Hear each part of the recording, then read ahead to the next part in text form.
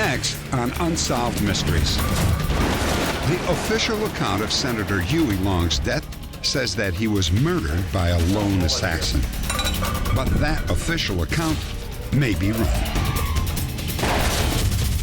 Did Donna Morrow run away in order to escape her unhappy life? Or was she the victim of foul play?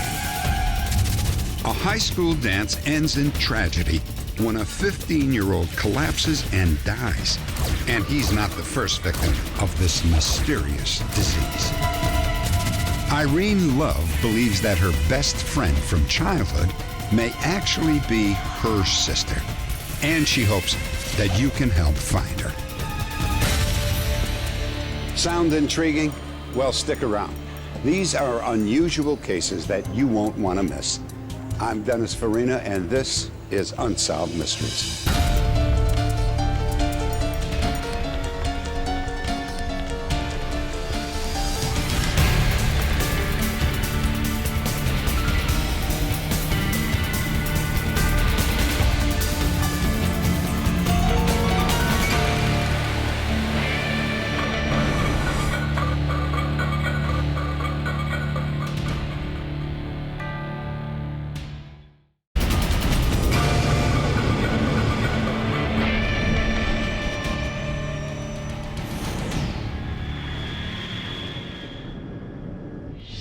We'll not destroy the profit system. We'll not destroy the capitalistic system. We won't. He was a superstar of Depression-era politics, a fiery speaker known as the Kingfish. His name was Huey Long. Read in the words it was written in. At age 34, Long was elected governor of Louisiana, and he became a senator 3 years later. Long was incredibly popular because he believed in redistributing America's wealth. No man must be allowed to have too much. No man must be allowed to have too little. Unless you limit the size of the big, it necessarily means that the small people must become more and more impoverished as time goes on. He was a national figure, and there was serious talk of a run for the presidency in 1936. But that idea worried some people. To the rich and powerful, Long was the enemy, and he received numerous threats. Some believed Long was better dead than president. In fact, a few were convinced it was the only way to stop him. Huey Long had a great compassion for a lot of people, but that compassion did not extend to people who crossed him. Once you crossed Huey Long, you had an enemy for life. People lost jobs, they lost businesses, they lost lands, they lost everything because of the vindictiveness of Huey Long. Judge Benjamin Paulvey of St. Landry Parish was one of the many elected officials Long targeted for political destruction. And it was Paulvey's 29-year-old son-in-law, a respected doctor named Carl Weiss, who is still remembered as the man who assassinated Huey Long. Long intended to eliminate Judge Paulvey's position. He had convened a special session of the state legislature. Ignoring threats against his life, Senator Long walked boldly between the State House chamber and Governor Oscar Allen's office, where history says that Dr. Carl Weiss was waiting. You understand me? He shot me! He shot me! Dr. Weiss was killed instantly, shot more than 60 times by the bodyguards. His .32 caliber pistol was found beside him. Huey Long died 30 hours later. He was just 42 years old, and his funeral drew more than 100,000 mourners. 5 days after the funeral, an inquest concluded that Dr. Carl Weiss was the lone assassin. But now strong evidence indicates that Huey Long may have been killed accidentally and that Dr. Weiss is innocent.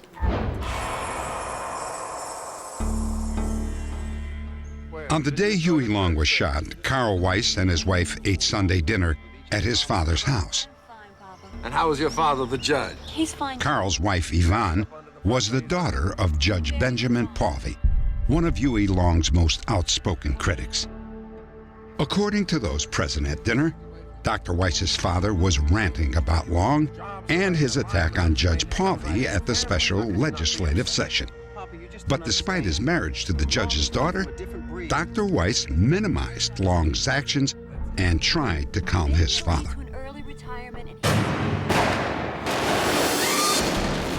Yet, just a few hours later, Dr. Weiss would lie dead in the state capitol, accused of assassinating Huey Long. He would leave behind his wife and a son, Carl Weiss Jr. Weiss granted us a rare interview. Naturally, there's been a lot of interest focused on the minute-by-minute detail of my father's day, where he went, what he did, etc. He spent the afternoon at home, and then he left to visit the home of a man named Morgan, who was a patient of his, and I believe my father made a phone call from the Morgan home to make plans for the morning surgery. Thereafter, he left. See you later. And for reasons that I don't believe we'll ever know, he didn't go directly home, but stopped. And the rest is, as they say, history. Some people believe Weiss went to the Capitol not to shoot Huey Long, but to plead his father-in-law's case. Carl Weiss took his position outside of the governor's office. He was in plain view because he was approached by other people who knew him, who saw him there, approached him, shook hands with him, talked with him. At the state capitol that evening, the career of Yvonne Weiss's father, Judge Benjamin Pauley, was on the line.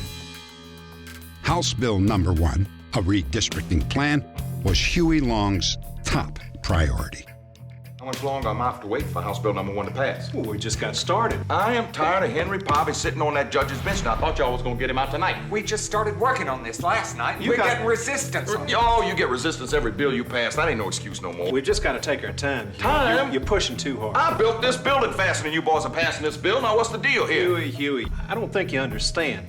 Look, we got a state constitution that tells us how to run things. Tell you something about this state constitution. I am this state constitution.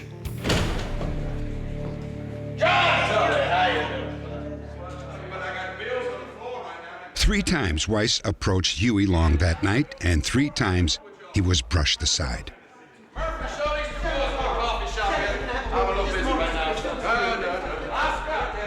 On another pass, Weiss was a little bit more urgent, and he told Long that he really had to talk with him, and Long once again said he didn't have the time to talk to Weiss. Senator Long, can I speak with you, please? Ellender got Anderson to come over to our son. Well, that's good, government. Mr. Senator, can I just speak with you for a second, I'm a little please? busy, son, but you just make yourself comfortable. Maybe back in just a few Senator, minutes. Just a few minutes. Senator Long, this is very important.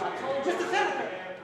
History records the rest in some blue haze, really, but we're uncertain as to what happened. You people to do your job. You know your jobs. You know what you got to do. Why do I have to keep coming telling you what to do? No, I don't want to hear it. At 9:20 p.m., Dr. Weiss approached Long for the 3rd and final time. The historians who are convinced that Weiss did not kill Huey Long believe it happened like this. The last time I'm doing your job for you, you understand me? Mr. Long, I've got to talk to you. Will you just leave one me second. alone, you little pissant? He shot me! He shot me!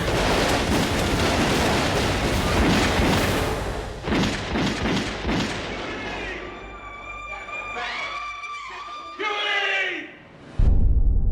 Long was taken to a nearby hospital. Despite his wounds, the Kingfish remained very much in charge. You staying in here by me, you hear me? Stick. Okay, I won't fight you. Let's go. Come on. Huey Long had been briefed as to who the man was who was there, who they claimed had shot him.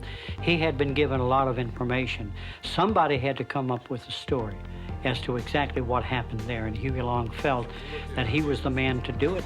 No matter what happens in here, you keep your mouth shut about the Capitol, you hear me? I'll do all the talking about that. Okay. All right, and you tell them other boys, I said to shut the hell up. I'll do the talking about that. All right, Huey.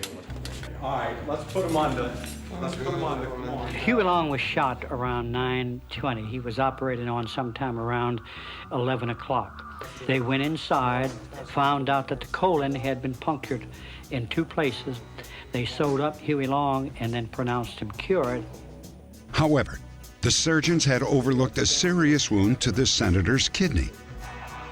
A day and a half later, on September 10th, 1935, Huey Long was dead. It was the end of an era. Huey Long, the Kingfish, was gone. At the official inquest, Dr. Carl Austin Weiss was named as Long's assassin. However, some questioned that conclusion. Next, new evidence indicates that Huey Long may have actually been gunned down by his own bodyguards.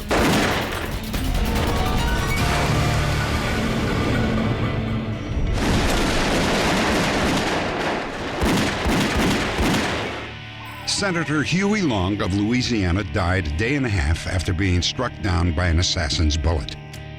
The man accused of firing that fatal shot was Dr. Carl Austin Weiss, who was killed at the scene. However, in the decades since, some researchers have come to believe that Dr. Weiss was innocent. Most assassins leave a paper trail. They leave some hint as to what they did and why they did it.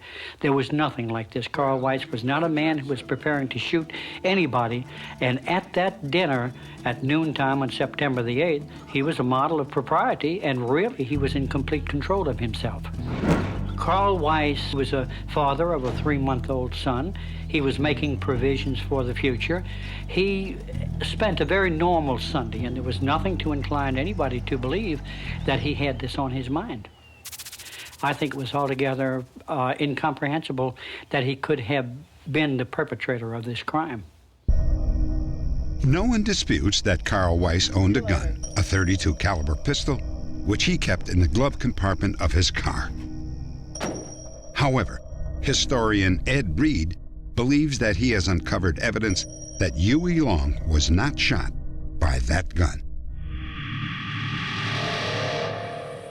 The official version of the operation makes no mention of a bullet being retrieved from Long's body, but Reed heard a conflicting story from a relative of one of the surgeons. Yes. All right, got a bullet here. Indeed. Well, it looks like about a .38 caliber, wouldn't you say, Dr. Loring? Yes, I would. All right. During the operation, there was a .38 caliber bullet removed from Huey Long. This is significant because Carl Weiss was alleged to have been carrying a .32, but the bodyguards were carrying .38s and .45s. So therefore, if a .38 was removed, and I believe it was, then that could not have come from Carl Weiss, or his gun, certainly. Within half an hour of the shooting, Dr. Weiss had been tentatively identified as Long's assailant. Weiss's brother and cousin heard the rumors and went straight to the Capitol. There, they found Weiss's car. Weiss's brother and cousin discovered that the doctor's gun was missing from the glove compartment. To this day, no one can be sure who removed the gun from the car. Elois Syhook, a security guard at the state capitol that night, told Ed Reed that it was not Carl Weiss. He told me that he felt that that gun was a throwdown gun, that one of the bodyguards had gone out to the car that Carl Weiss had driven up in, had gotten that pistol, and had thrown it next to the body. Reed believes his theory is supported by Weiss's own actions inside the Capitol. If Carl Weiss was actually at the state capitol to kill Huey Long, he had a perfect opportunity that passed. Huey Long had his back turned to Carl Weiss. It would have been very easy for Carl Weiss to shove his pistol up against Long's body, emptied out the magazine, and then made his escape. I'm doing your job for you, you understand me? Because of the rumors that had been flying that there would be an attempt made on Huey Long's life that night. Because of that, fuses were very, very short. Something that happened that night, perhaps Carl Weiss hit Huey Long. Perhaps he just moved too fast, and I think the bodyguards, who were without any training whatsoever in security, I think they overreacted. I think the bullets that entered Huey Long's body were the bullets that came from the bodyguards' guns. Reed offers up what he believes is one final piece of evidence. When Huey Long was admitted to the hospital, his lip was bleeding. Notice I said shut the hell up. All right. I'll do all the talking about that. All right, Huey. Your lip, Huey. That's where he hit me. Well, let's take it. Was Long referring to his encounter with Carl Weiss?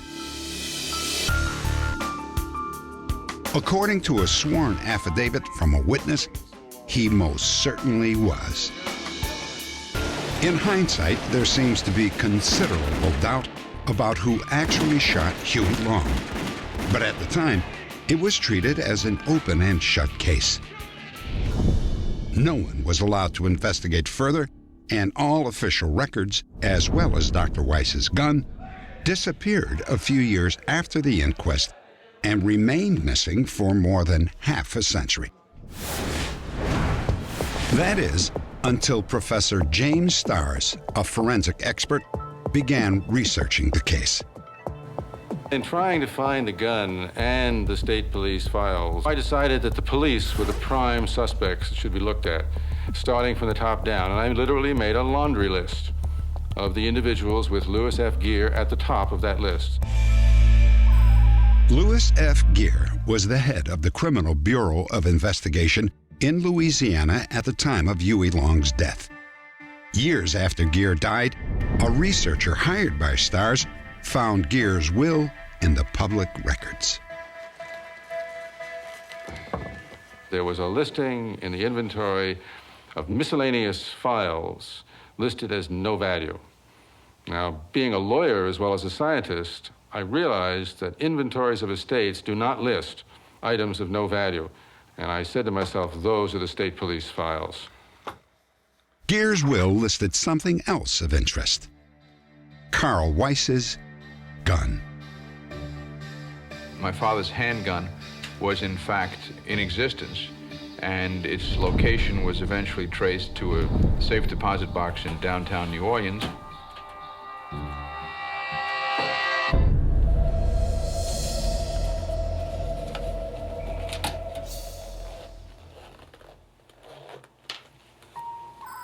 With the gun were several unused .32 caliber bullets and one spent .32 caliber slug.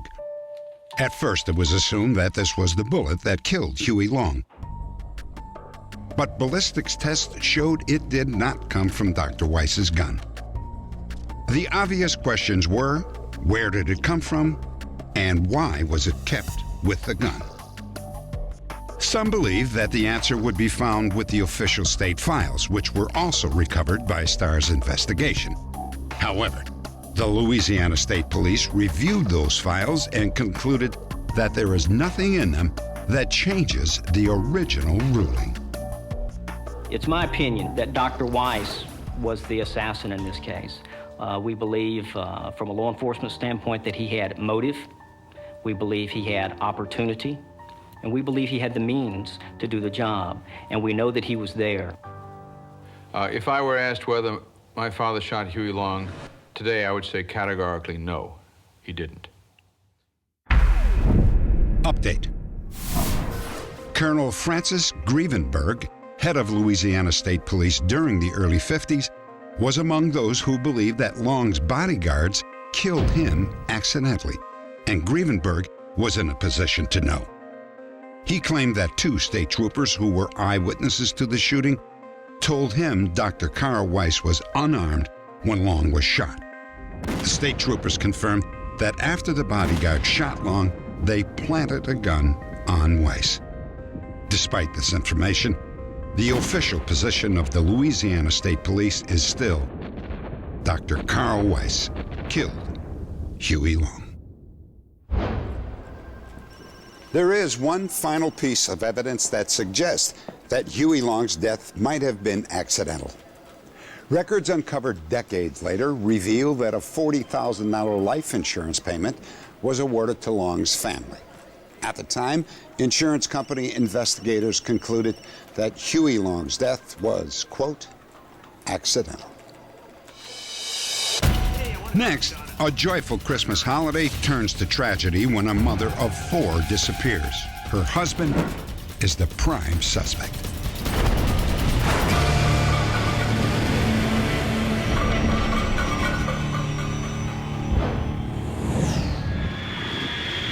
Menlo Park, California. With only 6 days left to Christmas, 37-year-old Donna Morrow had finally finished her shopping. She looked forward to spending the holidays with her 4 young children. Where you been? But her relationship with her husband, Joe, was rapidly disintegrating. She had told me that Joe was very controlling, and she didn't indicate to me that he was physically abusive, but I got the impression that she was afraid of him. When Donna first met Joe 13 years earlier, she saw him as charming and kind. Donna's family, however, had a different impression. He was arrogant. He thought he was better than everybody else. And he was condescending. He was just basically a jerk with money. Within months, the couple married and began the large family both had always wanted. They moved into a luxurious home in upscale Menlo Park, California, and Donna settled into her role as a full-time mother. For 13 years, Donna appeared happy with her life. And then on Thanksgiving, Donna revealed the truth about her seemingly perfect marriage. She told me that she did not love Joe anymore, that she wanted a divorce. And she said, but Mom, until after the holidays, I won't do anything because I don't want to ruin Christmas for the children. That holiday season, Donna's mother and her relatives gathered in Missouri to celebrate. Donna stayed in California.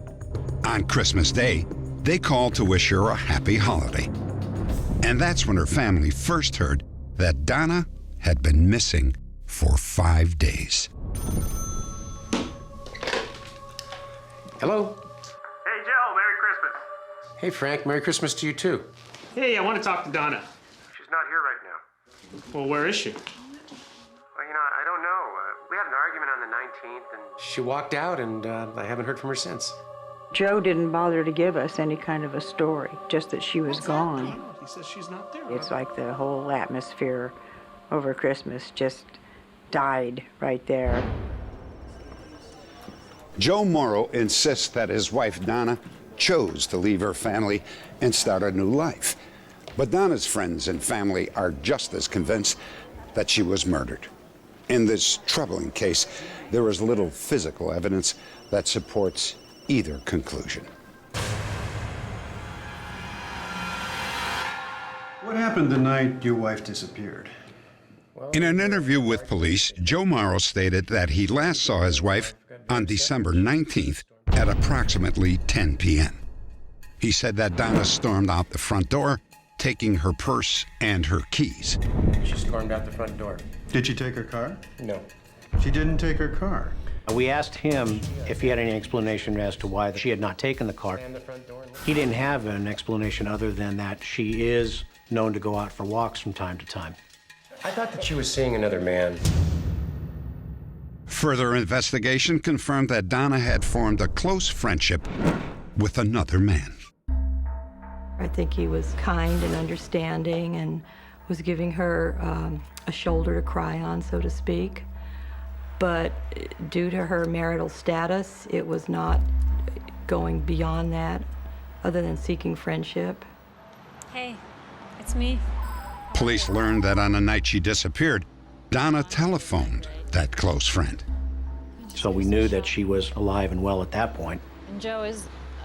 Donna had wanted to get together with him, and he declined the invitation. Donna's friend provided authorities with an alibi and passed a lie detector test.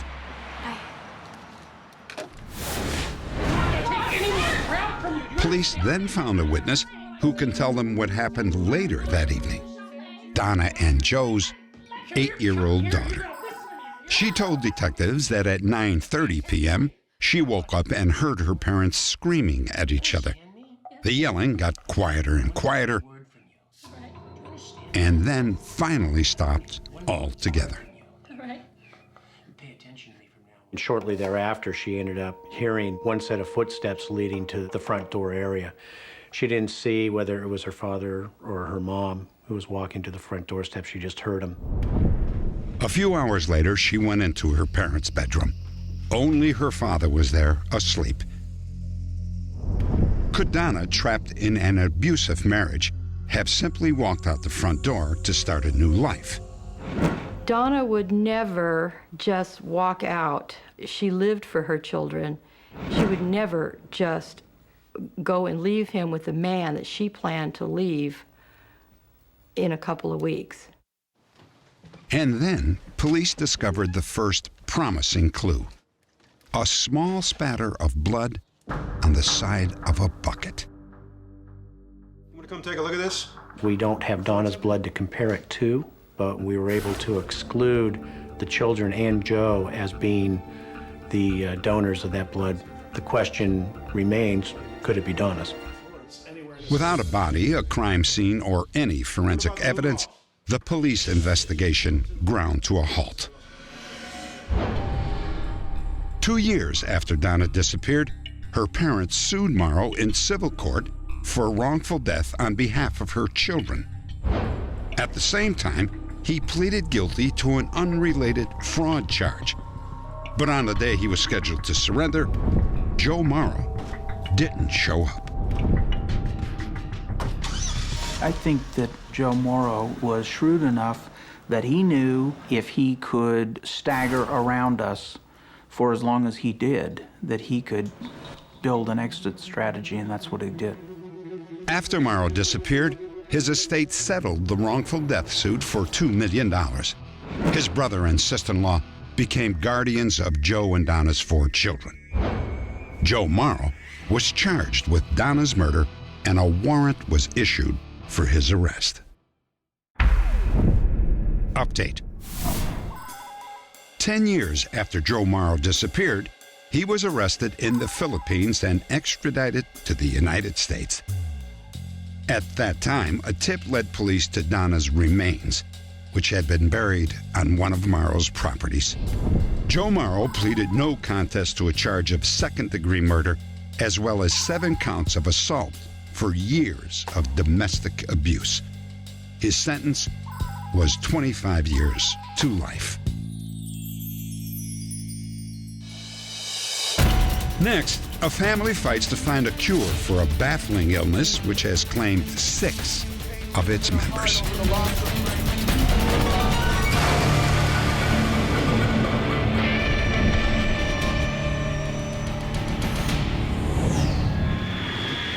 Santa Clara, California. A lively high school dance is interrupted by an unexpected tragedy. 15-year-old Frank Santos Jr. has collapsed. He dies within an hour, the victim of a baffling illness. Frank's death was just the latest blow for the Santos family, who had been tormented by a mysterious heart disease for 3 generations. Frank was the 6th family member to die.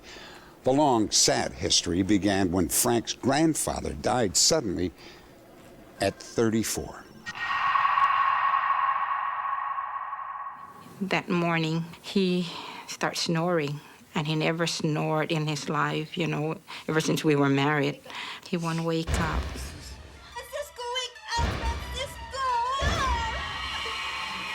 Then all of a sudden, he took his last breath, and that was it. He was gone.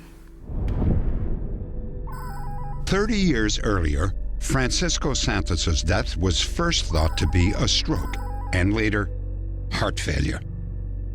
His wife, Donatella, was left to raise 7 young children by herself. Donatella eventually remarried and moved with her children and new husband to Northern California, where there was another sudden death. 27-year-old Doris, the youngest daughter, was found unconscious by her brother. He starts knocking at my door and says, "Mom, wake up because something's wrong. Doris don't want to wake up immediately. I jump out of bed, went into her bedroom, and I start waking her up, and she won't wake up. I told my son, Steve, I said, call the paramedic and the priest immediately. Doctors concluded that Doris died of acute congestive heart failure, which is the inability to pump sufficient blood to the body. The doctors saw no connection between Doris's death and that of her father, who had died 20 years earlier. 2 years later, 23-year-old Ronnie, the baby of the family, began experiencing chest pains. At the time, he was engaged to his high school sweetheart, Dana.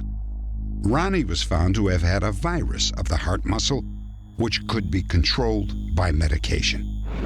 Under a doctor's supervision, Ronnie lived a normal, active life, including weekly games of softball. He was standing by the backstop, talking to a few friends, leaning on a bat.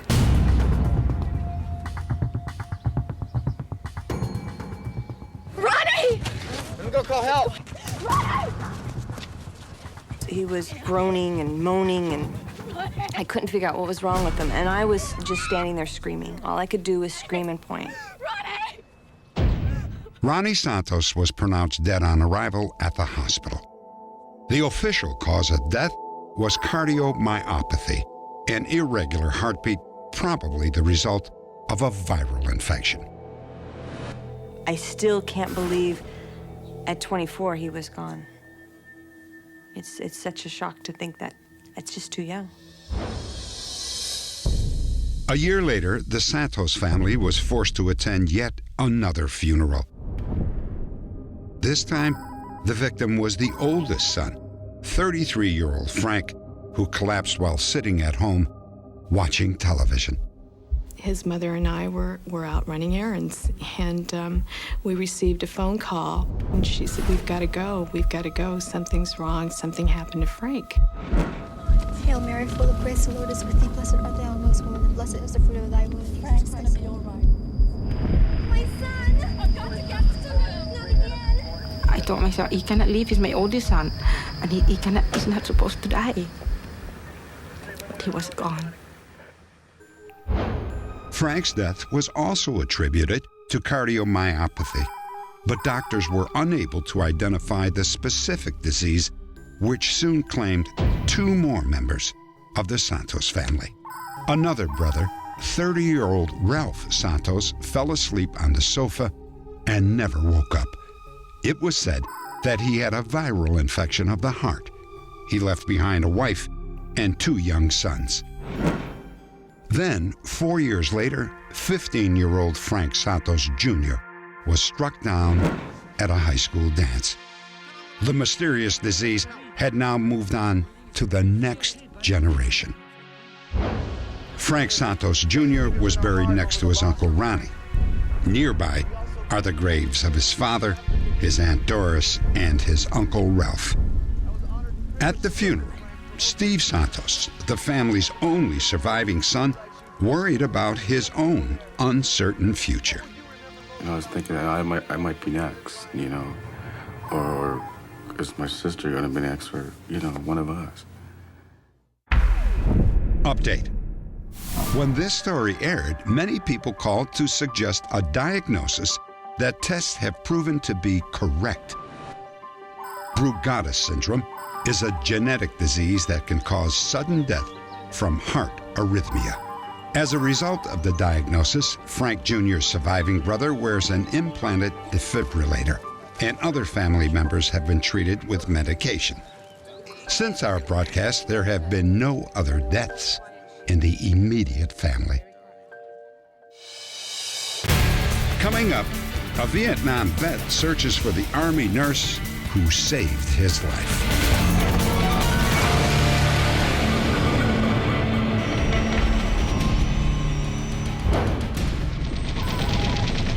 We recently told you the story of Army helicopter pilot Jim Meade, who was severely injured when he was shot down in Vietnam in 1967. Jim's war wounds left him in a coma, which lasted for 10 weeks. When he came out of his coma, Jim had no memory of his first 19 years. He had even forgotten how to talk and walk. His recovery was directed by an Army physical therapist he knew as Lieutenant Stevens. For the next 9 months, with the help and encouragement of Lieutenant Stevens, Jim struggled to regain his speech and motor skills. I don't know if I would have learned to do these things without her. I always wanted to get better, learn things so I can show her how much I'd improved. It was always important to me. Nearly 1 year after Jim arrived at the hospital, Lieutenant Stevens left the Army. She never saw Jim again or had any idea that she had inspired his recovery. It's always been important for me that she knows that I'm okay. The morning after our broadcast, Jim Mead's search came to an end when he received a phone call from one of our viewers. I was watching TV and I saw Jim at the beginning of the program, and I said to my family, I treated that fella when I was in the service. And the next remark was that they were looking for Lieutenant Stevens. And I thought, well, that was my maiden name. And at that point, I realized that this was going to be more than just a program to watch.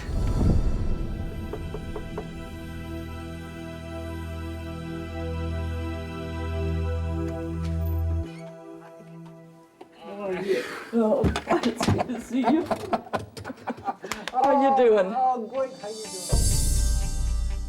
doing? And my heart, Karen, hasn't changed a bit. And I'm glad to tell her thank you. It will stand out as one of the most exciting days of my life. A lot of people had a lot to do with Jim Mead's recovery. I was just a small part. It would be very difficult for me to put into words what this day has meant to me. Dreams do come true. Nearly 21 years after they said goodbye, Jim and Karen were reunited. And now almost another 20 years have gone by. And Jim and Karen still keep in touch.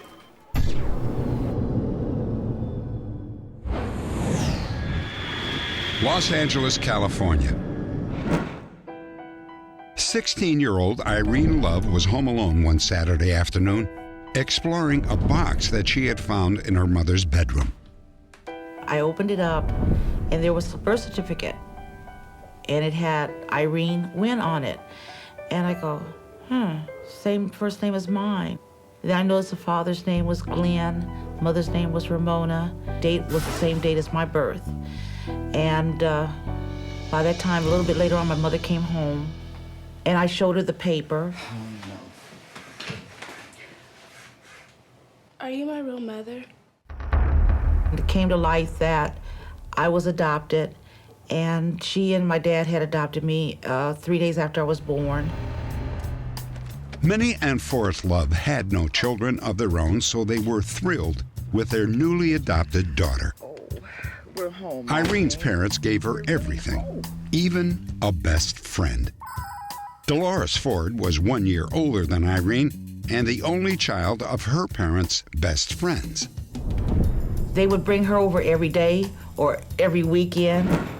We went on camping trips. We went to the park. We never really argued. It was like we knew each other, we connected. They made sure that we were happy kids. Is there anything else you should tell me? Well, honey. Irene's mother asked her to recall Clifton's, the restaurant they had gone to every Sunday. And now Irene's mother explained why they had always gone to the same place. Irene's birth mother, Ramona, worked at the cafeteria. This was her only opportunity to watch Irene grow up. At some point, Irene's birth father, Glenn, began to work at Clifton's also. The Loves would sit at different tables in the restaurant each week, so both Glenn and Ramona could see the daughter they had been too poverty-stricken to raise themselves. I never faulted them for what they did. They had to do what they had to do. And I'm thankful that they gave me to a family, to the family that they did give me to. When Irene was 10 years old, her best friend's mother died. And suddenly, Dolores seemed to vanish into thin air. Irene never saw her again. Years later, Irene's mother finally explained what had happened to her friend. Dolores' father took her to live with Glenn and Ramona, the couple who had worked at Clifton's cafeteria. Dolores, this is Ramona. But why? Hi, Dolores. Well, finally, the shocking news came out. Dolores was also Glenn and Ramona's child. Dolores and Irene were sisters. Irene was stunned. Her mother explained why she had not let Irene keep seeing Dolores. I love you so much. I was afraid if I told you the truth, that I would lose you. No matter what, you'll always be my mother. After both of her adoptive parents died, Irene found herself drawn back to the old neighborhood, reliving her happy childhood with Dolores. Here we go now. Budge, Budge, tell the judge, Mama's got a newborn baby. We were like twins, you know, but not knowing that we were sisters. I feel things that I don't think anybody else could feel right now, because it's like an emptiness that's going on inside of me due to the fact I don't know where she's at. And I hope one day soon that we can come together and be the silly little girls that we were when we were growing up. I want to be with her as soon as possible. These are two of the last known photographs of Dolores Ford. When she was 10, Dolores moved to 2nd Street in downtown Los Angeles to live with Glenn and Ramona Wynn. Dolores' last known address was also in the Los Angeles area. If you have any information about this story, please log on to our website at unsolved.org.